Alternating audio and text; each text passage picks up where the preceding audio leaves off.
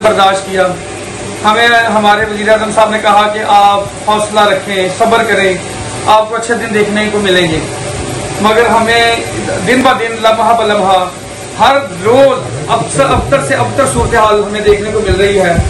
तो उसी के पेश नज़र हम पहले ही कारोबारी हालात मंदी के इतने हैं कि कारोबार लोगों के किराए अपनी दुकानों को देने के लिए कासर है और लोग अपने कारोबार के लिए परेशान हैं, मकरूज हो चुके हैं लोग। इन हालात में जो 165 रुपए वाला घी हमें 365 रुपए में मिल रहा है, हम फिर भी लेके खा रहे हैं क्योंकि मरने के लिए खाना पड़ेगा। तो अगर ये मरने के लिए हमें तो हम खाने के लिए तैयार हैं, मगर ये तो कोई बात ना हुई कि हमें फांसी का फंदा लटका के हमें इस पर लटका दिया जाए। ये चीजें बर्दाश्त नहीं होंगी कि जो एक्साइज 1%, 2%, 3% बढ़ा लें, कोई मसला नहीं, हम देने के लिए तैयार है। हमारा हम अपने मुल्क के लिए करने के लिए तैयार हैं। ये कौन सा कानून है कि 5% की बजाय 10% की बजाय 300%, 400%, 500% बढ़ा दिया जाए? ये कहाँ का असूल है?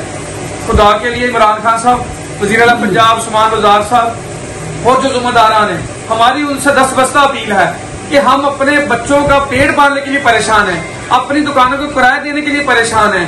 हमें ये किस चीज की सजा दी जा रही है कि 30 दिन की रीडिंग बिजली के बिल की और 40 दिन के बाद ली जा रही है? ये कहाँ का कानून है?